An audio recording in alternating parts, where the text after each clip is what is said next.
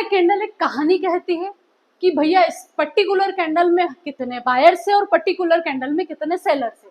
आज हम समझेंगे कैंडलस्टिक पैटर्न क्या होता है और ऐसी कौन कौन सी कैंडल है जिसका इजिली यूज करके आप आपकी प्रॉफिट स्किल या ट्रेडिंग स्किल को बहुत ज्यादा इंप्रूव कर सकते हो। ठीक है, अगर आपने प्रॉपर तरीके से कैंडलस्टिक पढ़ लिया तो हो सकता है कि जहां आपको श्योरिटी नहीं हो ट्रेड लेने में कि यहाँ से ट्रेड ऊपर जाएगा नीचे जाएगा, अगर कैंडलस्टिक पढ़ा तो आपको एक श्योरिटी मिलेगी कि नहीं, कंफर्मेशन एक सेटअप बनेगा कि नहीं अब आप ट्रेड ले सकते हो। ठीक है, आइए हम बात करेंगे आज कैंडलस्टिक पैटर्न की, जिसमें से आपको समझना है कि पर्टिकुलर कैंडल में एक बेयरिश कैंडल एक बुलिश कैंडल। ठीक है, पहली चीज याद रखना कि कलर, कैंडलस्टिक का कलर कोई मैटर नहीं करता है, चाहे ग्रीन कैंडल हो चाहे रेड कैंडल हो। अब आपको ये थोड़ा सा सुन के अजीब सा लग रहा होगा कि यार कैंडलस्टिक का कलर क्यों मैटर नहीं करता, क्योंकि रेड कैंडल है मतलब कहीं ना कहीं सेलर्स बैठे हैं, ग्रीन कैंडल है मतलब कहीं ना कहीं बायर्स बैठे हैं। ऐसा नहीं होता है, चाहे रेड कैंडल हो चाहे ग्रीन कैंडल हो, रेड कैंडल में भी बायर्स है और ग्रीन कैंडल में भी सेलर्स है। ये मैं आपको लॉजिक के साथ चीजें समझाती हूँ। फॉर एग्जाम्पल यहाँ पर आपने देखा कि भैया एक बेयरिश कैंडल है और एक बुलिश कैंडल। अब आप समझना, जो बुलिश कैंडल है उसका हाई, लो, ओपन और क्लोज। अब आपने यहाँ पर देखा हो तो आप देखना कि जो भी बुलिश कैंडल है मतलब ग्रीन जो कैंडल है उसका ओपन नीचे रहता है और जो बेयरिश कैंडल है उसका ओपन ऊपर रहता है। क्यों? सीधी सी बात है भैया, एक अगर मान लो कोई भी रेड कलर की कैंडल बनी तो जो नीचे कैंडल बनेगी तो उसका ओपन यहीं से रहेगा, और मान लो ये ग्रीन कलर की कैंडल और इसके ऊपर एक ग्रीन कलर की कैंडल बनेगी तो ओपन ऊपर से रहेगा।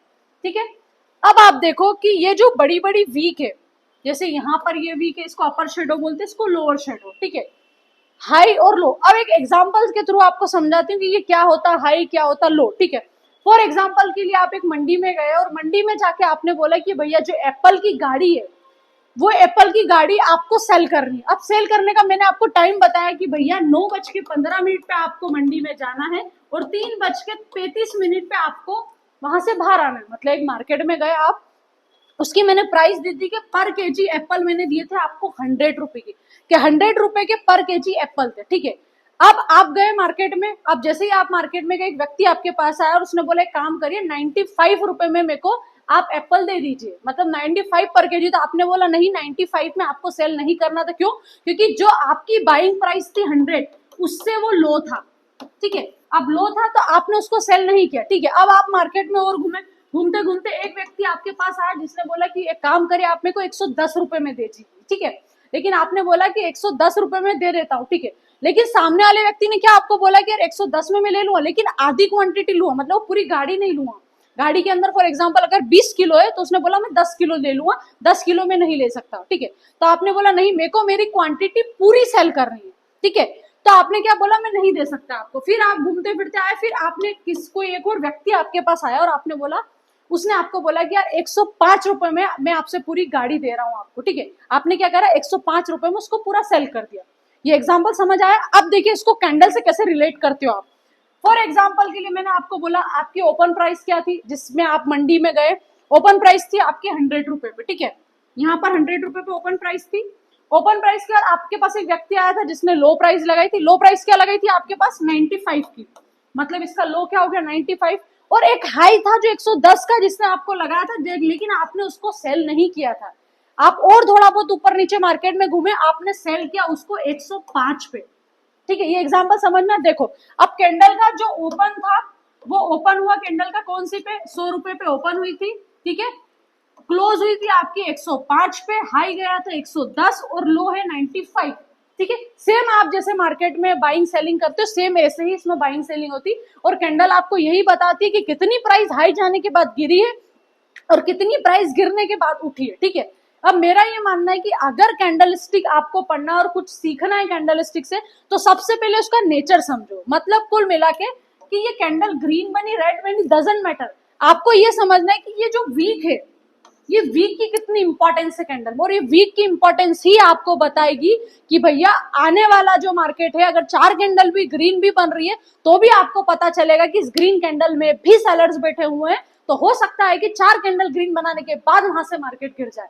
ठीक है, अब मैं बात करती हूँ आपको कैसे समझोगी। फॉर एग्जाम्पल के लिए मान लीजिए बड़ी सी वीक है और नीचे बड़ी है।